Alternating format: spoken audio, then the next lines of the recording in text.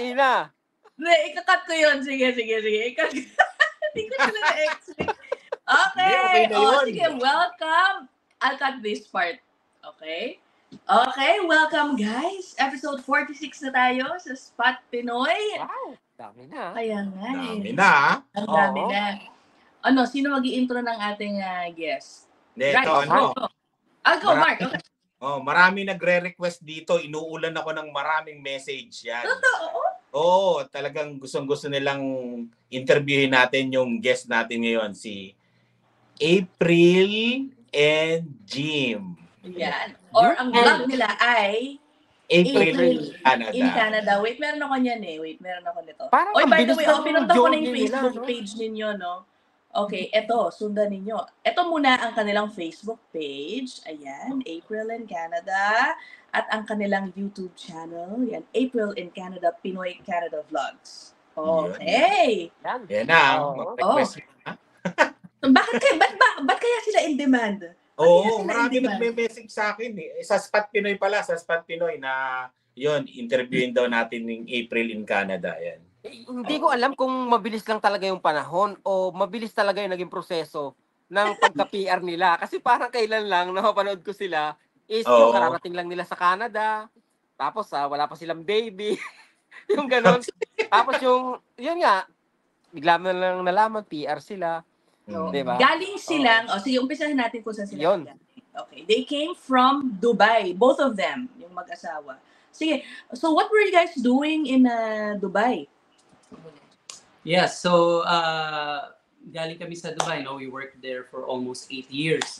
Sabi nga kanina ni April, doon na rin kami nagkakilala. So we are so fortunate and blessed kasi nung pagpunta namin ng Dubai, nagkaroon kami ng magandang opportunity sa Dubai. So I work in a logistics company sa UPS headquarters. And maganda yung benefits. So, ikaw... Yeah, ako naman, I was working as a banker sa isang local bank sa Dubai for 8 years. Doon sila nag-meet. Yes. Okay. So, ang tagal na rin ng 8 years, When did the idea of moving to Canada happen? Ikaw? Actually, before ng pandemic, nung magkakilala na kami, gusto ko na talagang either US or Canada. So, meron kasi akong mga relatives sa US and Canada. So, gusto kong i-try. So, pinagpipray ko talaga nung sabi ko, saan kaya maganda? So, nakapag-visit ako sa mga relatives ko sa US, sa California and Vegas. And then, yung uncle ko, may tito ako sa in Canada sa Quebec. So, pareho ko na-try kasi sa Dubai kasi every year meron kang almost 1 month na vacation. Oh, nice. Sagot din ng company yung ticket mo. So, pwede, di ba? Libre. So yun, pareho ko napuntahan and then sabi ko kay April, pareho ko napuntahan. Gusto ko sa Canada, sa Montreal, sabi kong ganyan. So yun yung talagang gusto ko. So tinry ko, parang lagi ko sinishare sa kanya until talagang nag-process lang kami nung nagkaroon ng pandemic. So nangyari kasi talagang yun yung siguro turning point namin. Marami kami sa inuupahan naming flat or apartment. Parang ano yung apartment na yun? Parang 5-bedroom sharing apartment. Yeah. 5-bedroom apartment siya. So marami kami doon kasi pag yung mga taga OFW ng Dubai, alam yon, mga common yun. So marami kami. Karamihan sa mga kakilala namin or kasama namin sa bahay or kahit sa church is magaganda talaga yung mga trabaho nila. And then until na pandemic hits, halos nawalan sila ng job. So sabi ko kay April, sabi ko, maganda yung opportunity natin dito, pero ayoko makita yung sarili ko, yung self ko, yung sa atin, na time will come, bigla tayong mawalan ng work, and then medyo nasa 40, baka nasa 40, 45 na kami noon, mahirap nang makahanap. Although it's not impossible, pero mahirap na makahanap kasi sa Dubai, it's a fast-paced country, yung mga companies usually yun yung stepping stone ng mga freshly graduate. So yun. At saka marami kaming mga friends na talagang matataas ang sweldo, tapos nung nagkaroon ng pandemic, biglang, sorry, bye-bye, uwi na kami ng Pilipinas, mag-business kami. And we never saw ourselves na babalik ng Pilipinas agad-agad. So, yun. So, So, parang how yung old are sense you of guys? security, no? Parang tinamaan naman ako ng 40, 45 Oo nga. na. But how old are you guys? If you don't mind me asking. Ako, ilang taon na ba? Kinalimutan ko na Charin. O sige, never mind. I don't know. Hindi, pero ibig sabihin, 34 ako. batang-bata pa, no? So, Si April ba ayaw umalis ng Dubai? Ha? Ayaw umalis ni April ng Dubai? Ay, akong gustong-gusto.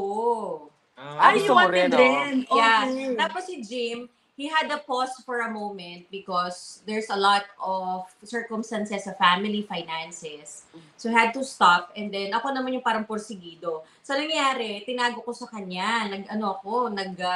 Nag-request na ako ng letter of acceptance sa University of Victoria na hindi niya alam.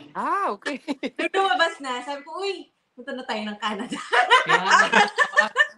Kaya yung maganda kasi yun nga, nung before pa mag-pandemic, ako yung talaga nagpo-push. And then, yun nga, suddenly, nung nagka-pandemic, yung nagkaroon kasi ng yung mom ko na-stroke siya. So, parang napawi. Dati, yung mom ko rin kasi nasa Dubai dati and then napawi ng Pinas. So, napunta ako doon sa point na, teka lang, ako, only child kasi ako. So, ako yung talagang nagsusupport sa mom ko. Sabi ko sa kanya, ang plano ko kasi, pag pupunta tayo ng Canada is express entry na sana.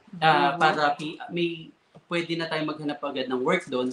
And yung pathway nun na nauso, yung trending is student. So, napunta ako doon sa point na, teka lang, parang ako yung lifeline ng mom ko para life support ng mom ko So, sabi ko, kung pupunta tayo ng Canada, student ka, and then ako, wala pang certain job doon, which is talaga na-expect naman talaga namin. We're hoping naman for the best, but expecting for the worst na parang mag-start kami sa the bottom. Hindi yung parang, uy, ganito pa rin yung salary or yung work namin sa Canada. So sabi ko, paano yan? Sabi ko, hindi ko kaya yatang yung risk na punta ng Canada and then mag-support sa mom ko. Pero yun nga, ang kinaganda doon, yung pinag-pray namin. Siguro yun yung importante doon, pinag-pray namin. Oh, okay. So, sige, go Mark. Sinong namili ng lugar kung saan ikaw, April, na Victoria? Namili ka ng ibang probinsya?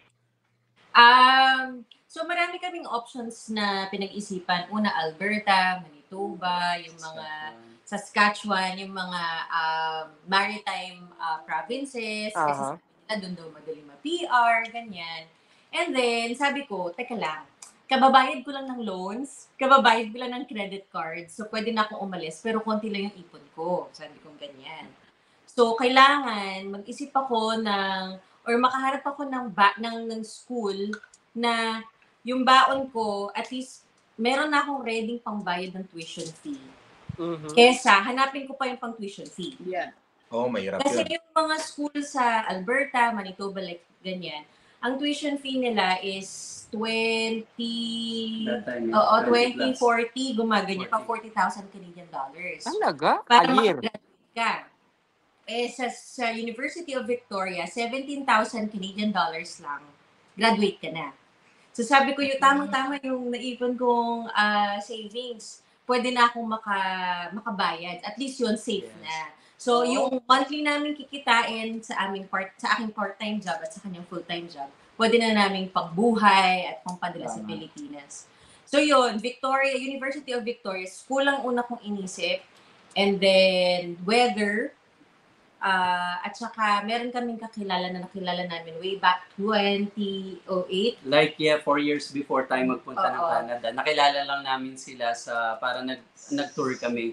So, nakilala namin sila, namamasyal kami sa Prague. Sabi, ay, picture, ganyan-ganyan. Yung pala, taga Victoria. Sabi ko, ate, punta ako ng Canada. Sabi ko, saan kayo sa Canada?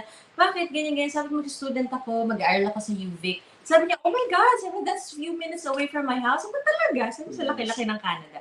So yun, Victoria napili namin. And siguro kaya yun yung katulad ng sinabi ko kanina, yun yung maganda pag talagang yung prayer really works. Kasi ang nangyari, usually, di ba, may mga friends kami na gusto rin nun mag-Canada. Ang mentality namin is pupunta kami kahit sa mga remote islands or provinces ng Canada para mas madali mag-PR, mas mura. Pero dahil nga yun, pinag-pray namin, siguro binigyan kami ng wisdom ni God. Kasi pag when you say Victoria, naku, yun yung pinakamahal na yan. So, sa amin, yun, pinag-pray namin. Eventually, that led us na, kaya yung kwento namin mamaya, that will lead us na sobrang bilis ng PR namin. Compared to sa mga ibang friends namin na dapat kung saan kami magpupuntang provinces, dun sila napunta ngayon. Gusto nilang pumunta dito. April, ilang years yung ano mo, yung program mo? 2 years lang, kagagraduate ko lang netong June. 2 years, tapos 17,000. Yes. Sobrang So, yung every semester ko, ang binabayad ko lang is about 3,200 Canadian dollars. So, yung sabihin natin, isang buwan ng sweldo ni Jim, kaya niya nang bayaran yung tuition fee ko. Okay Ang mura pa sa Anong University course? of Victoria. Anong course? Business administration. Okay. continuing studies. Mura yung tuition, pero kumusta yung cost of living? Ayun. Well, cost of living subjective kasi yan talaga eh. Pero kami talaga we were known as stingy couple. Parang tipong pag magde-date kami sa labas, hati kami sa halimbawa, babe, gusto ko ng ng McDonald's. Hati kami sa burger. Yung gano'n. So, sobrang naging frugal yung namin, pamumuhay. Yeah. So, hindi kami yung postpaid plan sa phones, prepaid lang kami. Yeah. So, yun. Siguro ang budget natin per month with the baby now with the baby, siguro mga 2,500 maximum na yun, kasama na rent, kasama na everything. Yes. Wow! Isa yun sa siguro natutunan namin sa Dubai, no, na maging frugal, paano mag-save. Kasi yun nga, sabi niya, subjective. Sabi nga nung friend namin, si Ate May na from sa Victoria, sabi niya, nasa ano naman yan eh. Ano yung exact term na sinabi ni Ate May sa pamumuhay? The way you, way of life. Yung way of life, paano, kasi yun nga. So, isa sa mga natutunan namin sa Dubai at pagpunta namin dito, yun nga, magluluto lang si April, yung ulam namin, twice in a week lang kami magluto. So, yung ulam namin, ulit-ulit. Ulit-ulit na lang. Pero na-enjoy naman namin and wala kaming binabayaran na postpaid plan ng phone or internet kasi ang kinaganda dito is parang sa work, sa bahay, meron naman, di ba? So, yun, ang dami namin natitipid through that. So, yeah. Teka muna. Alam mo, I didn't know na may prepaid pala din dito. Meron. $15 per month. Sorry, hindi ko talaga alam. Talaga? meron namin yan, Yung mga mobile na. Alam Alam niyo, nakikita mo Nabibili sa Dollarama, yung ba? sa Dollarama. Nakikita mo SIM card sa Dollarama. Yun, meron din. Meron din siya sa sa Superstore, meron din. Really? Oh my God, ano ba yun? Ba't parang ako? Ayun, sa mga nagtitipid, mga Dre, ha? yan, ha? Nagluluto kami. Even sa internet? Pati internet, meron? May promo sila. Internet yung sa bahay lang, yun yung binabayaran namin. Pero yung outside, yung sa phone, kasi usually, di ba, 50 per isang tao. So, 100, sayang din yun. Yun. Nice. So, hindi talaga wala kami binabayaran na monthly. At saka work from home si Jim, so lagi naman kami nagkikita din na kailangan ng phone. And then usually kasi, kung ang in-explain ko kay April noon, isipin mo, Big, sabi ko, sa work natin, may wifi, sa bahay may wifi, and yung travel time natin sa bus, 10 to 15 minutes or 20 minutes. So, ang ginagawa namin, it's either nagda-download na kami ng parang offline na books or whatever, di ba? So, malaking tipid. Kasi kung i-compute mo yan, like $100 o $50 kami, i-compute mo yan in a year, di ba? 1,200, di ba? Yeah. Nice! Alam mo, gusto ko yung mga ganyan. Alam niyo yung style nila, parang style namin hanggang ngayon. Kasi si Lani, wala siyang telepono. Yung naka-line, wala siya.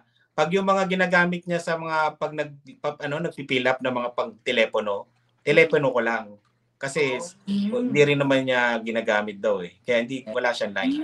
Nice. Ganun. Teka, alam mo, amazing ha. Sabi ni April, about 2,500 lang ang monthly. Oo, medyo Including rent.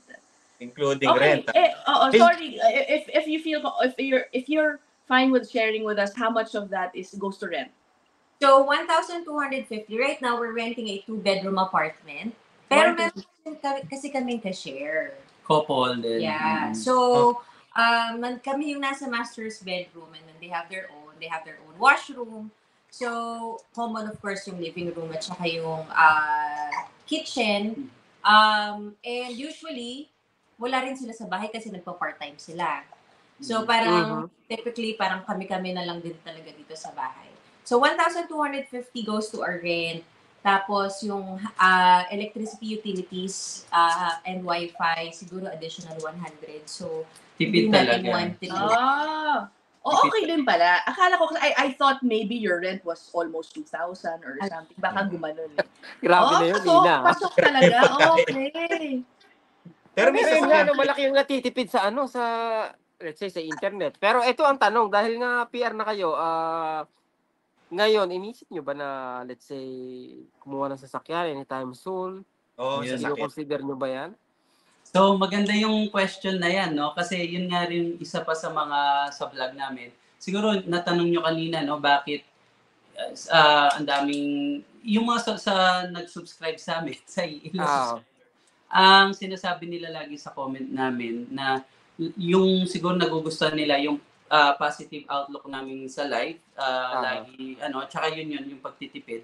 Yung sa sasakyan kasi, before, napag-usapan na namin yun, talagang pwede kaming kumuha, pero we opted not to, no? Kasi parang, lalo na dito sa British Columbia, kasi yung snow dito, matagal na yung 2 weeks eh.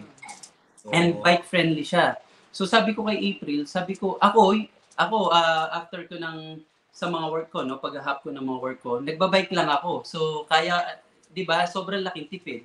Si April naman, ako, 3 times a week kasi yung work from home ko. So, hindi pa talaga ganun kailangan yung sasakyan. Baka siguro pag mga after 2 years. Ayun. So, pero, ang dami nagsasabi, yun yung pros, makakatipid. Kaya nga yung pros, yung advantage nito, kung titingnan mo, yung monthly payment namin nabibilang lang kagad sa 3 daliri namin, yun yung sa house, and then food, and then yun yung transportation. Yun lang yung halos binabayaran namin. So wala kaming monthly car payment, insurance, or sa ngayon. Pero ang consequence nun, nakita rin namin, para lang naman sa viewers, is nung buntis si April, nung manganganak na siya, madaling araw, sasabi siya sa akin, manganganak na siya. So ako naman, panic mode kasi first time magiging parent kami. Nag-try kami mag-Uber that time. Siguro nakita nila na hospital, madaling araw. Wala talaga nagpipick up sa amin. So we are so fortunate lang na yung car-roommates namin nga, may car, kinatok namin, and then hinatid kami. So yun yung mga medyo downside disadvantage, no? Car. So, yeah. Oo. Yung groceries malapit lang sa inyo. Sorry? Pag-grocery. Groceries. Ay, maganda rin. Yun pa pala yung tipid tips namin. So, yung grocery namin, usually, di ba, dapat kailangan mo ng car. Ang nangyari, did you know na yung Walmart, meron silang $50 only. Actually, 90. So. 90 pala yun? 90 okay, per sorry. year. $90 per year, magbabayad ka lang. And then, free delivery na yon. So, pag unlimited free delivery na yon. So, everyday, kahit gusto magpa-deliver sa kanila ng rice or anong ulam mo gusto mo, yung mga fruits, veggies, lahat, i-deliver nila. So, only for $90 per year na yun. So, hindi mo na kailangan magpunta ng Walmart for your grocery. So, maganda yan. Kasi maganda nga yan, because if you just order online, you're less tempted to pick up things that you don't need. Hindi ka pupunta dun eh. Hindi ka makakakita ng kung ano-ano. Mukhang gagawin ni Ina yan, mukhang gagayahin ni Ina. Hindi, dati nung pandemic, nagpapadeliver din ako sa Walmart. Parang $7, depende pa sa time ng pagpapadeliver mo. About $7, yun yung medyo acceptable rate na at that time. So kung gagawin mo buong year, diba, a few times a month, sulit na siguro nga talaga yung 90. Sulit na $90. Oo. Aba, nakakatuwa naman. O ano pa? Baka meron pa kayong ibang tipid-tipid. Oo, tipid-tipid sa daming episode. Sabagay, pagdating sa bayad sa sasakyan, talagang masakit sa ulo. Kasi nga, sabi ko nga, lagi kong binabanggit sa sasakyan, isa sa pinakamahal, di ba? Sa akin, sabi ko, 700 buwan-buwan, sakit sa ulo, kaya gusto ko na matapos. Kumbaga, ano yun? Ako doon. Yeah, tama sila doon. Huwag kayo magpa-pressure into buying a car. Especially if you know that hindi nyo naman din mamamaximize, that you don't need it, di ba? So yung iba nagsasabi na, hindi, kailangan meron, hindi pwedeng wala. I mean, that's your life. Alam mo, di ba? You know better. Hindi, siguro, dahil din sa trabaho nila, di ba? Si Jim. Yeah. Exactly. At saka siguro dito, baka kasi yung sabi ng iba, talagang, again, subjective yun. Depende rin sa province or lugar nyo. Yeah. Kasi dito talaga, like for example, yung job ko ngayon, and then yung sa part-time ko, by bike, like 15 minutes away. So, depende yan. Baka naman yung iba kasi sobrang layo naman nung trabaho nila. So, kailangan din. Correct. Pero right now, ako ng friend ko, but wala pa rin kayong, ayaw nyo pa rin. Sabi ko kasi kahit gaano ko isipin, parang hindi ko alam saan ko gagamitin eh. Kasi kung, hindi mo justify. Di ba, may gas, may insurance or whatever. Kung once a month lang kami aalis, kung gusto namin pumunta ng medyo sa lake, sa beach, Uber magkano lang yung Uber? Di ba, sabi ko parang, so far, again, maybe next year, in 2 years. Yeah. I think you will only need a car if yung lifestyle nila is yung tipong gusto gumala. Kung hindi naman sila pareho. Yeah. Oo. Kung hindi naman sila pareho, hindi talaga. Nagda-drive ka? Hindi pa. Pero kumuha na ako nag-apply na ako ng license ng learners. So, pwede na ako mag-take ng new yata yun next month. Tsaka yung winter kasi sa kanila, napakasaglit lang. Kaya, Tsaka lang kasi talaga dito. Maliit kasi dito yung Victoria Island kung saan kami. So, baka, alam mo, nakikita ko to sila Jim at April na walang problema kung lilipat to kila kay MC. Yung mga remote na talaga. Dahil kay MC kasi, ano nga ba? Oh my God, anong taon nga ba?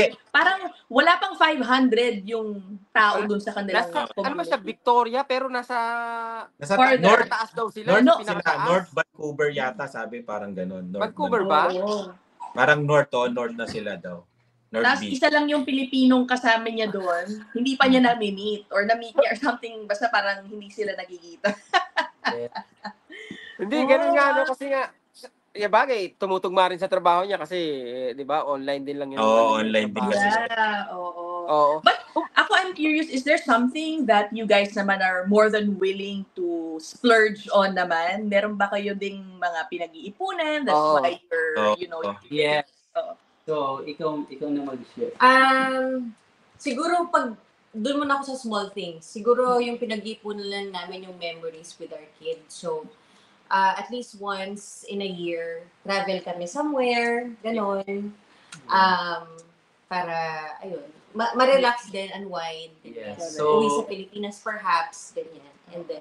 And yung long term namin, kaya talagang, yun nga, talagang nag-iipon kami. Yun nga, yung magkaroon na ng bahay dito, mortgage, and then part of that, talagang ang pinaplan namin, maliit lang na room rin sa amin, the rest is paparent namin. So yun yung magbabayad, makakatulong sa bayad ng mortgage namin. So, alam nyo yung style na dyan, sana naisip ko niyan dati pa. Kasi ngayon, ang laking tulong sa amin ngayon, di ba? Nagpaparent na ako sa baba. Ang laking tulong sa wow. Iniisip niyo ba lumipat ng probinsya? Maganda question yan kasi yun nga, dati, nung bago kami dito, sabi ko, Big, ang dami nagsasabi, Alberta, ganun din. So, nagbakasyon kami sa Alberta just to check. Again, ma-feel mo naman yun kung para sa'yo, hindi. Right now, na-compare namin, kahit yung mga friends namin from Alberta rin, gustong lumipat dito. So, ang isa sa sinasabi nila, I'm not sure kung hindi pa kayo naka-visit, we're encouraging you na mag-visit sa island. Ang sinasabi ng mga friends namin na nandito, sabi parang ang Victoria is parang Garden of Eden. So, sobrang ganda daw. Kasi yung mga yan, mga 20 years na dito, nagpunta na sa iba-ibang provinces, and then dito talaga eh. And then, may misconception lang, although partly true na mahal nga, pero kung titingnan mo, yung minimum wage naman dito, kaya in-encourage namin iba, mataas din naman yung minimum wage at saka yung ibang salary, talagang competitive din dito. At saka feeling ko yung weather, it outweighs yung benefit naman sa ibang Yes. province. Although, ang pinagtatalunan na lang talaga namin ni April ngayon, it's either Vancouver or Victoria. Kasi ako, parang sinasabi ko sa kanya, ang sarap kasi sa Vancouver kasi parang you're getting best of both worlds. Kasi parang sabi ko, gusto ko kasi galing kami sa Dubai, 'di ba, sa Pilipinas, sa mga malls, 'di ba?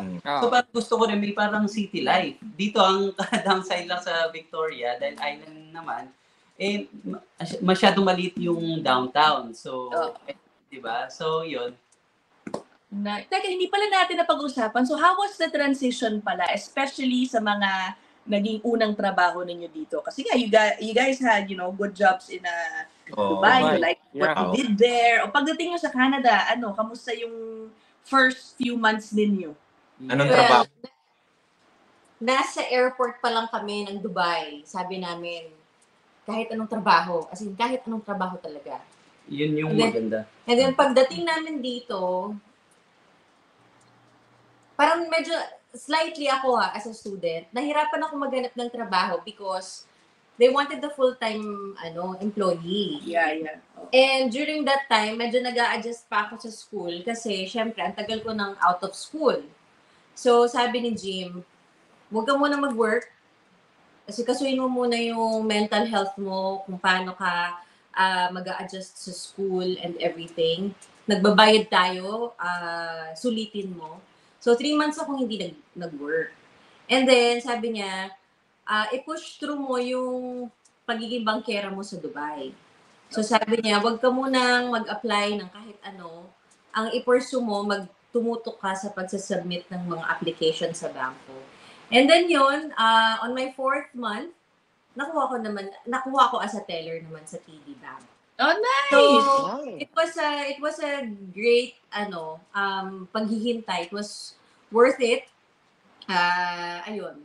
Siguro sinamahan din ng matinding prayers. Yeah. So, again, yung sa akin naman, katulad nung sinabi namin, talagang number one key factor dito is yung prayer. Kasi talagang pinag-pray namin. Sabi namin, bago pa kami, Lord, kung para sa amin to, i-approve mo yung visa namin. Pag hindi, tingin mo talagang hindi para sa amin, sobrang mag-struggle kami, wag mo na lang i-approve. So talagang ang ginawa namin, yung decision namin, binigay namin sa Panginoon. So, yun nga, ang in-expect ko, kasi ang dami nang nagsabi sa akin, mga friends ko, tsaka nanonood din kami ng mga vlog, mag-expect mo talaga na, wag mo expect yun yung dati mong salary or trabaho. Pagdating siguro dahil yun yung prayer sa Panginoon. Nag-start ako ng parang ni-refer lang ako yung first 2 weeks. Construction. Ni-refer lang ako, wala akong alam sa paint. Nag-paint, naglinis ng mga bubong, di ba? Talagang butik talaga. So, for parang 2 to 3 weeks lang yon. And then, may friend kami, yun nga yung friend namin dito, nakapag-apply siya. So, kasi nagpe-pray ako na sabi ko, Lord, bigyan mo ako ng magandang job. Sabi ko, yan yung prayer naman. Yung friend namin, nakakuha siya ng supervisor position sa Home Depot. So sabi niya, ba't hindi mo i-try? May mga iba pang position. So pinag-pray ko talaga. Sabi ko, usually yun nga, hindi pa ako doon sa mentality na sometimes na parang, naku, mga Canadian yan, paano ko i-handle, di ba? So parang hindi ko makita yung sarili ko na nagsusupervise, di ba? Nagmamanage mga tao, lalo na Canadian, parang Pero pinag-pray ko, so glory to God, binigay talaga niya. So naging supervisor ako. Ang ina-handle ko talaga, mga puti. So kwento ko talaga syempre sa mga relatives ko, yun yung testimony. So parang nasa disbelief pa rin ako. So, and then by that time, ayun nga, syempre hindi rin naman naging madali yung journey kasi may challenges din na nangyari. So, gusto mo ikwento mo yung, may maganda siyang kwento na challenge. Sige, kwento mo yung about. Sige, go ahead. And then after kong ma-hire sa TV, lahat naman ng mga kaklase ko sabi, uy, apply tayo sa government. Kasi yung isa kong kakilala na na employed sa Ministry of ganito, ganyan. Sabi ako naman, uy, wow, parang mapag-iiwanan naman ako. So, apply din naman ako sa government. Tapos, siguro parang ako na lang sa magbabarkada yung hindi natatanggap. So, iniyak ko, sabi ko, Lord, ba't ganun? Bakit sila? Kaya ko din naman yung trabaho nila. Ganyan, ganyan. And then, after siguro mga 6 months, natawag na ako sa Supreme Court of Victoria. Supreme Court of BC. BC. Oh? Yeah. Natanggap siya. So, nung nandun naman ako, nabully naman ako. Wait. Teka. Why? How? Umalis ka sa TD. Umalis ako sa TD kasi full-time naman yung offer sa akin sa Supreme Court. And during that time, we were allowed to work more than 40 hours. Yes, and which is maganda yung salary niya kasi Supreme Court of British Columbia. Kaso yun, yung tatlo kami sa office, manager ko, tapos siya, tapos ako. Siguro, ito lang, assumption ko lang, siguro nagtataka siya, ba't ako natanggap, wala naman akong background sa law. And then, parang lagi niya akong, siya naman yung teacher ko, yung trainer ko. Tapos, parang lagi niya akong hinahanapan ng mali. Tapos, pag may makita siyang mali, mag-i-email siya agad sa akin, nakasisi yung manager. So, imagine ito lang kami. Tapos, pwede nila ako, huy girl, medyo may mali yung ginawa mo, di ba? Pero, di ba, pero hindi, i-email na talaga. So, parang sabi ko, babe, hindi ko kaya yung stress ko. Tapos, buntis na ako that time, sabi ko. Umabot siya doon sa point na parang sa umaga, nagme-makeup siya, makikita ko siya, parang naluluhalo. Parang doon na niya sinabi sa akin na parang ayaw na niyang pumasok. Pero, again, hindi naman to yung parang ayaw namin generalize na yung about... Canadian ba yun? Canadian? Sorry? Canadian. Matanda. So, yun nga, kaya yung gusto ko sabihin, hindi namin generalize. Kasi parang yung taong yun, before pa nung bago si April doon, marami na nag-warn sa kanya na sa ibang departments na, naku, ingat ka dyan, marami nang hindi kilala na siya, kilala. Kilala na siya. So, after na pala. Terror. Mag-resign ni April, ang tagal bago sila makahanap. And then yung nahanap nila, hindi rin tagal. Pero that time, sa sobrang stress ni April, nagbubuntis siya, nag-aalala ako. Kasi nagka-eczema na siya sa sobrang stress niya. Wow. So, what happened? Sayang. Sabi mo, nakabalik ang TD or what? Well, pinag-pray ko sabi ko, Lord, mag-ano ba ako? Kasi syempre Canada is known for, di ba, equality, walang bullying, and lalo na Supreme Court. Oo. Tapos, sabi ko, while praying, naghahanap na ako kasi known na sa akin, known na yung healthcare pathway, BC, PNP healthcare pathway. Sabi ko, Lord, hindi ako pwedeng mag-resign kasi buntis ako. Kailangan kong mag-ipon ng hours for me to be eligible for my employment insurance. Baka pwede mo akong ipasok sa healthcare. And truly enough, God answered our prayer. Siguro after 6 months ulit, yun, nakatanggap na ako ng interview sa healthcare. Which is mas magandang pay grade at yun nga, may work from home. So sabi ko, Lord, parang feeling ko paano ba? Parang nagkaroon ako ng lesson. Kasi the reason why I got the job in Supreme Court, it's because sa inggit. Yeah. Sa mga pressure ka, oo. Hindi yun dahil yun yung will ni Lord eh. So, nainggit ka eh. So, minadali mo, gusto mo yan, ganyan. Tingnan mo nangyari. Pero nung nalaman ko na okay, dapat pala yung will ni Lord yung susundin mo, hindi yung gusto mo. Yeah. So, yun. Pero may experience ka ba dun sa in-applyan mo? Po? May experience ka dun sa in-applyan mo sa healthcare? Wala. So, magandang question din yan, no? So, kasi karamihan ng yung misconception kasi, lalo na dito, magmula nung nag-PR kami, ang dami na nagtatanong sa amin, kahit yung mga sa katrabaho ko, na, kahit ibang lahi nagtatanong sa akin, uy, wala kami experience. May experience ba kayo? You don't need a medical background or experience para makapasok ka sa healthcare at makuha mo yung PR na yun. Kasi marami yan. Katulad ko, actually ako yung nauna nakapasok sa healthcare pero casual. Nag-resign ako sa Home Depot. Ang una nakuha ko sa hospital is environmental cleaner. So, nagmamapa ko, naglilinis ako ng mga rooms and toilets, nililinis ko yan. So, kasi, although casual, so hindi pa ako pwede dun sa pathway na yan. And then, nakakuha nga si April ng permanent, and then by that time, nakakuha na ako ng ibang office job na it's about purchasing. So, kaya nga yung work ko sa work from home, at the same time, nagpa-part-time na lang ako doon sa dati kong job. So, hindi mo kailangan ng medical background, may admin jobs, environmental, food, accounting, di ba? Purchasing, logistics.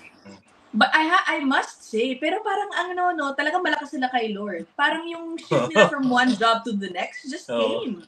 Magaganda pa yung trabaho, di ba? Oo. Actually, yung job ko na, yun sa office nga ngayon, in-apply namin parang 8 months ago, tapos bigla na lang ako natawag. Sabi ko, ba't ako natawag? Di ba? So parang, alam mo yun, talagang minsan si Lord yung magbibigay sa plano sa'yo, di ba? May plano sa'yo.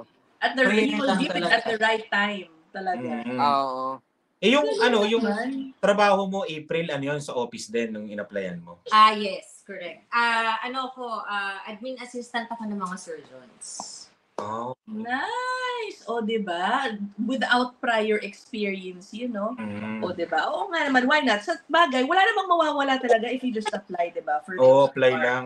In the process gaano katagal mula nung, parang ilang buwan na kayo, isang taon na ba kayo sa Canada nung nag-apply kayo nung pagka-PR, tsaka, kumusta yung application nyo? Bale, ang second year namin was April this year. And we got our PR June. Tama ba? May. Uh-huh. So, nag-apply kami ng PR October. Kasi October ako na-hire sa healthcare. On my first job, first day agad doon sa aking job, nag-request ako agad ng mga documents ko for BCPNP nomination.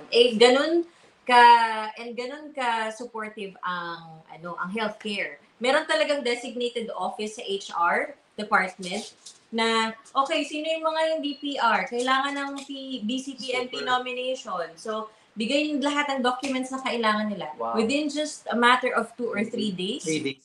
Binigay na sa akin yung documents. So, hindi pa ako confirmed, di ba? Usually may probation na 6 months. Hindi ka pa confirmed sa probation mo, binigay na agad ang kailangan mo for PR. So, habang naka-maternity leave ako, nakuha namin yung PR. Tapos na yung program mo nun? April? Tapos na yung program mo nun? Yung schooling mo? Patapos pa lang, nag-aaral pa ako. Hindi pa. Yun yung blessing. Hindi pa tapos, no? Pero na-PR na. Teka, anong qualification para makapag-apply sa PR? May certain period of time ba na nagtrabaho ka? Parang gano'n? Dapat lang yung offer letter. Actually, offer letter lang. So, di ba yung offer letter, sinesend lang online. So, dapat nakalagay dun sa offer letter mo, regular full-time or regular part-time. Ang galing pala nito ni April. Hindi na pa may specific positions. So, Wala. Any tier level yun. Any tier level from 0 to 5. So, kahit environmental service ka lang, basta regular full-time or regular part-time, basta sa healthcare. That's it. Hindi nila titingnan yung background mo. Let's say, 3 months ka pa lang sa Canada. Yung parang walang ganon. It doesn't matter. Is that for the entire BC? Yes. Oh ba? Okay. So, masingit ko lang, no? Kaya nga yun yung in-encourage namin. So, kung sino man nanonood ngayon, we encourage you. Kasi kadalasan naman nakikita namin, or tsaka yung mga nagtitrending na vlog na uuwi na sila, ganun, nade-depress, wala silang mahanap na job. So, sabi nga namin doon sa last vlog namin, huwag muna kayo umuwi. Kahit marami magalit sa amin ng taga-BC, siguro, syempre, naghanap din naman sila ng gusto rin nila ma-PR. We encourage yung mga fellow Filipinos namin na kung tingin nyo na parang malapit na mag-expire yung PR nyo or na de-depress kayo sa yung visa nyo, or nade-depress kayo kung medyo nasa remote island kayo, bago kayo umuwi, try nyo muna dito sa BC. And then, you can reach out to us. Maybe we can help. Pero, so, itry nyo muna dito kasi baka nandito yung PR pathway nyo. Oo. Yun o, ano, ganun Galing, pala pag no? healthcare, no? Ang galing. Oo, ang bilis. Nice. Parang ano tingnan nyo yung Basta takbo regular ng- lang ang kailangan, okay? Not Oo. even full-time, kahit part-time. And also, kaya yung mga kaklase ko na nauna sa healthcare na naging PR na din, una nilang job actually was a casual offer. Casual job lang. And then, as you know, yung seniority, naiipon mo yung seniority mo, tapos nakikita mo naman yung mga internal hiring, usually, ikaw yung priority kasi nandun ka na sa Nasa loob ka na eh. Kahit casual offer pa lang, kunin mo na agad. Yun, oh, that's the trick, no? Oo. Oh, wow! Ang galing, di ba? Okay. Hindi pa tapos ng Dami nating natutunan dito PR. kila April, ah. Oo nga, no? Yeah. Ay, okay, wait. Nakalimutan ko pala tanungin kanina. Isa sa mga unang sinabi ni April, when they were in Dubai, sabi niya, hindi talaga option sa kanila bumalik ng Pilipinas. Why? Kasi, parang, again, sa akin to, kasi ang background ko sa Pilipinas, call center agent. Okay. And, I saw my friends, I saw my colleagues na nahirapan sila to step up. Dahil, una sa lahat, napaka-competitive ng, ng promotion. And then, second thing, yung pay rate, parang hindi rin nagmamatch doon sa ginagawa mo, parang gano'n, sa trabaho. Yeah. At hinihingi sa'yo. Parang Doon ganun. sa pagpapadala mo sa parents mo, which is yun yung culture natin as Filipinos, sa renta. So sabi ko parang it's time na we should move to somewhere else. At tapos yun nga, lagi namin napapanood sa vlog na maganda sa Canada, maganda sa US, maganda sa Australia, maganda sa UK. So sabi ko parang hindi ko nakikita yung sarili ko na uuwi ulit, na baka bumalik ulit ako sa pagiging call center agent. Although, ang ano naman namin, right now, ang plan naman namin is pag dumating kami sa retiring age or stage, babalik sa kami. Pilipinas naman talaga. Kasi, isa sa tip na ma-advise namin, kasi yun nga, aside sa pension dito sa Canada, tinutuloy pa rin namin yung contribution namin sa SSS. So, although we're planning na nangangarap kami na maging mas umangat talaga yung life namin, magka-business, pero worst comes to worst, yung may safety net kami na may pension ka dito sa Canada, like ang pension dito pag government is nasa 3 ba? Or dalawa o 3. And then sabi ko kay April, so kung i-continue natin yung SSS, di ba? Pareho tayong may pension na tayo dito. May pension pa tayo sa Pinas. So, yeah. Oo nga. Oo, talagang well-planned, no? Oo, ano sila, no? Talagang planado yung mga galaw nila. Parang nakikita ko mas mauna kayong bumili ng bahay kaysa sa sasakyan. Yung surprise. Ay, magkano yung mga range na ng mga bahay dyan? Yan, para mahal. Binunan na rin ba dyan? Mga nakikita namin, meron naman mga condo na nasa 500. Yung mga bahay naman, medyo luma pa yun mga 1.1, 1. Grabe na pala rin. Medyo Mahal pala, no? kami sa Oo. Mahal pala, 1.1, no? Ay, may kilala kaming mortgage broker na pwedeng makatulong sa inyo, ha? Baka gusto niyo. That's nice. Wala kaming kita doon. Wala kaming kickback dito.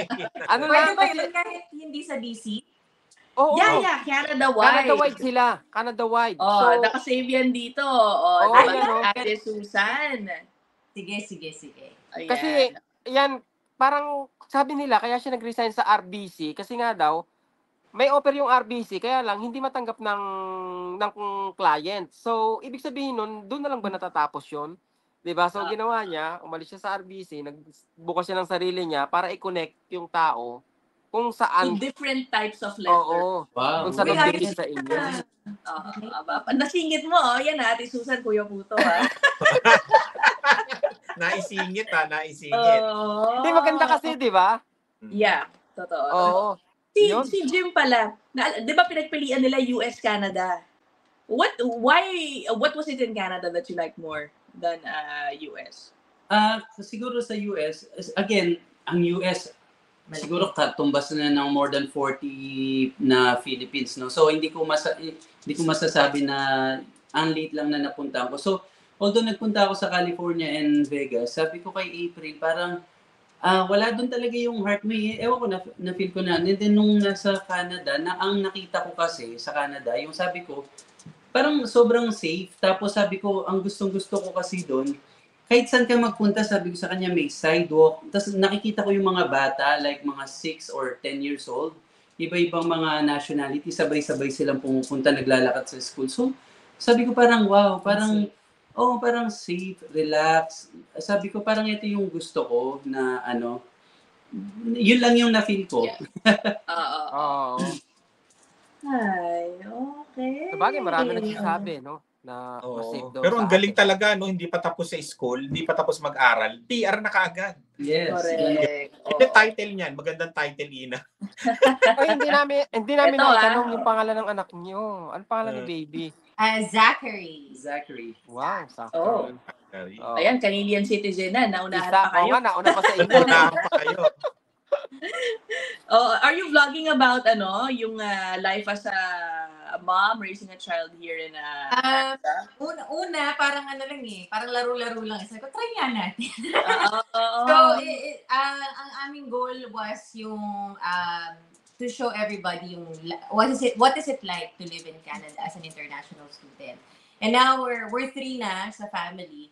So what is it like to be, a family of 3 na bagong immigrant, bagong PR? What's next after PR? So yun na yung aming amazing, aminin mo, 'di ba? Amazing yung binibigay sa panganganak pa lang, 'di ba, April? Sobra. Feeling ko VIP ako sa hospital. Oo, papasok ka lang, tapos uuwi ka, walang bayad-bayad, no? And isa yun sa pinagandaan sa Canada, no? Nung nanganak siya, almost parang 48 hours yung nurse. Hindi umalis sa tabi niya. Palitan sila, minomonitor yung... Nakaka-amaze. Parang dito kahit may pera ka o wala, talagang equal yung treatment sa'yo. Tsaka, ako naman, ito tip ko, if you're about to give birth and then one of you, yung employer ninyo may benefits for the wife sa giving birth, yung pwede mag-upgrade ng room, mga ganyan. Alam niyo kunin niyo, ginawa ko yun eh. Si JJ kasi, meron siyang ganung parang benefit. Ang binayad lang naming extra was para $200. Pwede na yun dahil manganganak naman ako. Okay, bigay nyo na sa akin. Diyos ko sa Pilipinas, magkano lang yun? Sasama pa ba loob ko? Tama. $200. I was upgraded to parang a suite, parang hotel room. Nakasama ko yung anak ko, si Luna the whole time. From the time... Ganon dito sa Regina. Oo. Tapos may sarili siyang doon, yung mga pailaw dahil nga para mainitan. Tapos solo ko yung room. It was the best. Kasi kung hindi, sometimes you end up in a ward, 'di ba? Minsan may kasama ka, dalawa kayo. Pag bagong panganak, ilang araw nag-stay sa hospital? Nag-stay kami ng 3 nights. In-extend pa namin kasi sabi ko, dito muna tayo. May pagkain. May pagkain pa yun, ha? Ay, tatanungin ka naman nila, no? Oo. Dito nung kay Lani, parang 3 days yata kami Ako 5 kasi medyo complicated yung ko. CS pero kasi ako yun. I-take advantage nyo lalo na kung alam nyo yung isi-CS kayo. Okay? Ina, 5. Edi 200 isang gabi. No. Yun na yung total. Dumating na lang yung bill sa address namin. Parang 200 something. Yes. And isingit ko lang did you know na pag nagko-contribute kayo sa SSS, kahit dito kayo nanganak, makakakuha kayo ng 70,000. So nakakuha kami ng 70,000 sa SSS pesos. Wow! Yeah. Oh my God. Pwede ko ba habulin yun? Teka, paano Lani yun? Si Dylan, 5 years old na. Pwede, hanggang 10 years old ang bata, pwede kayong mag-claim. Wala. Yes. Teka, ito ang mahiwagang tanong. Hindi ako nakakapagbayad contribution. lately. Ang problema, hindi ako updated sa payments. Okay ba yun? Okay lang naman. I-adjust nila. Kasi parang from to 70,000 pesos. So, depende dun sa contribution mo, yun yung magiging eligible amount. Yeah. Sayang din yun. So, sulit. Uy, oh my God, I will do that. Ang dami na naman si Ina, oh. Ay, Wow! makakuha ka ng 30, di ayos na, di ba? Nagbabayad ng SS nyo. April. Ano po yun? Saan kayo nagbabayad ng SSS nyo? Through online, Gcash. Gcash or BPI online or kahit anong bank na may online. Okay. Oo. April, tanong ko lang uli. I-update ko na nga bigla. Teka lang, may tanong uli ako. Paano nyo in-apply yun? Online lang din? Online lang din yun. Online lang, Parang- mabilis. Online na. Sabi nila, 70,000, that's yours. Ang galing Online. na. Parang napaka-generous ng SS. Na-excited na ako bigla. Oh. Yun lang ang natuwa ngayon sa Pilipinas. No? Napaka-generous nila. Tsaka bigla online, ha? O di okay din.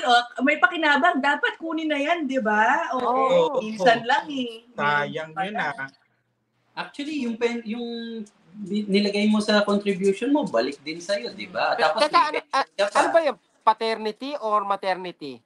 Ito ba Maternity. lang?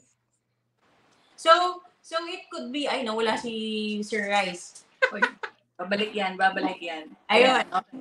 So it could be, kung nanganak ka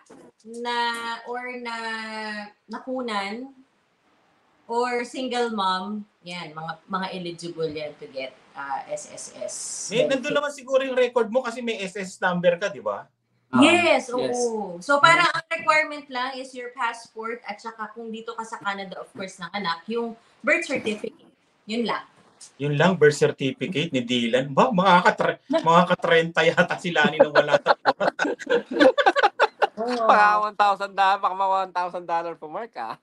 Oo nga, parang wala lang Ang galing naman nun. Si Ina, nakita niyo yung kamay ni Ina, nagpa-file na.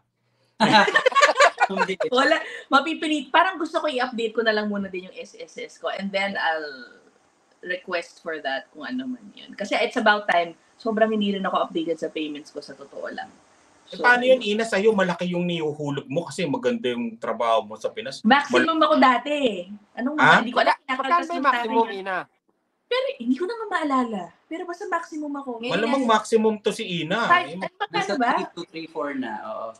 Magkano? Hindi ko alam eh. 3-4 per month. 3,000. Nasa optional naman yan eh. Kung may bracket naman yan kung anong gusto mong hulog. Pero maganda, i-maximum mo kasi time will come, nasa 20K yung pension mo, nasa 20,000 ang monthly mo na pension. Yeah. Oo. Oo. Bigla tuloy natuwa. Okay.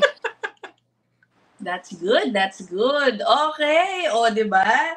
O, sayang, pahabaan pa natin itong episode, marami pa tayong makukuha. Kaso may live kami in a few minutes, no? Sayang. Pero Oo nga.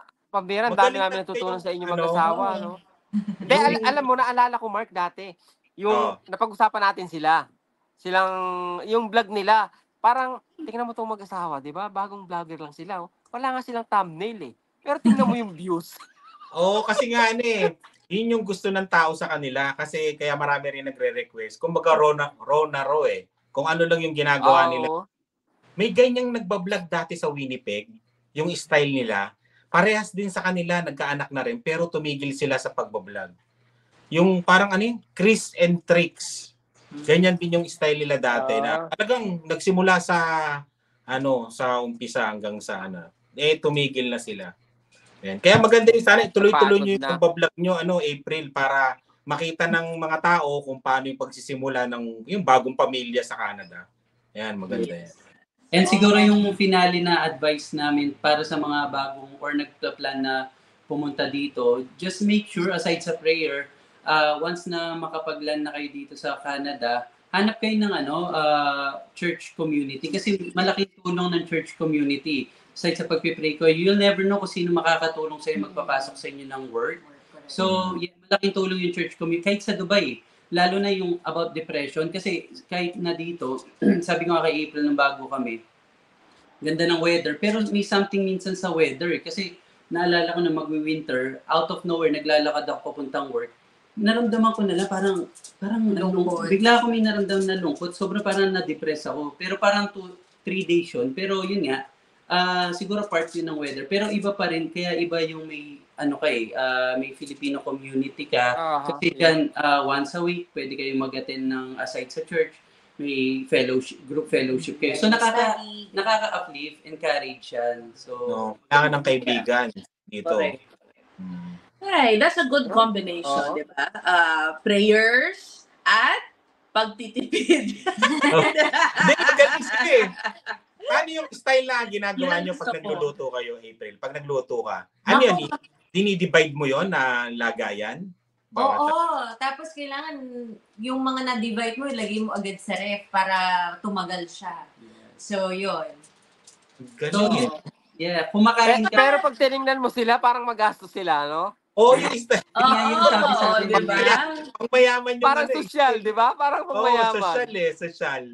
Yun yung sabi nung landlady namin sa amin, pero nung nakita na kami after 1 month, nakilala na kami. Pero yun yung maganda, sabi namin ni April, kumakain kami as a fuel ng body namin. Pero titipid kami sa mas importante na bagay. Kasi yun nga, short and long term plans. At saka, minsan, di ba, yung travel, di ba? So, parang, sabi nga namin, parang save now and then medyo okay yung... Pero Pagka maghirap ka muna ng konti ngayon and then in the future, you'll gain what you sow. Hindi kayo maluho sa damit, sa mga bagay, yung gadget, ganyan.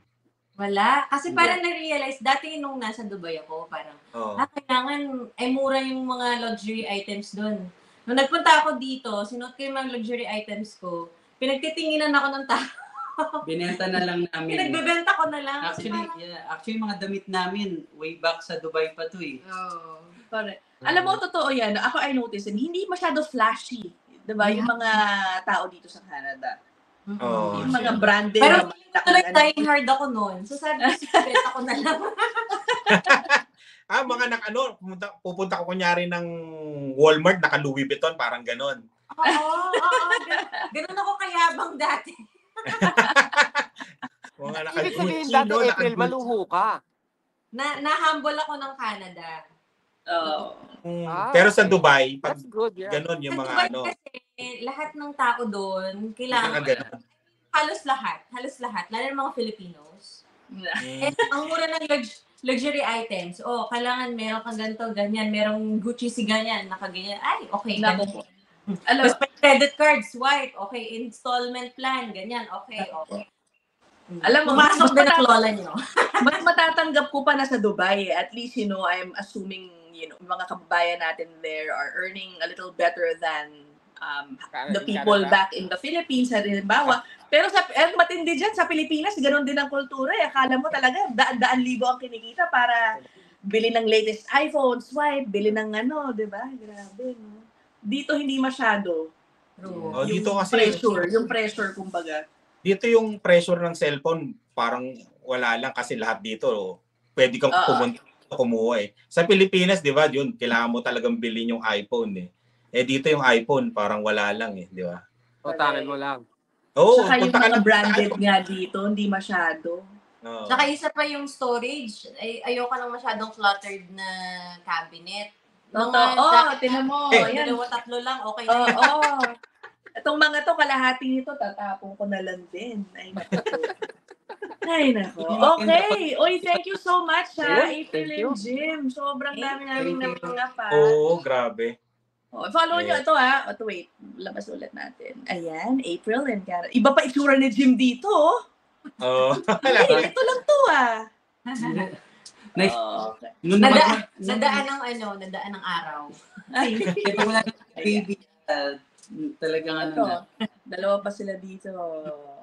And, ang graduation picture ni April, di ba? Okay, so, we'll end episode 46 here. Maraming salamat, April. Thank you for having us. More success to you guys. Sana maraming natutunan yung mga nanood, lalo na sa mga tips, para mag-apply ng trabaho, yung mga ganyan. SS. SSS. Yeah, okay. Sige, bye everybody. We'll see you guys in the next one. Bye.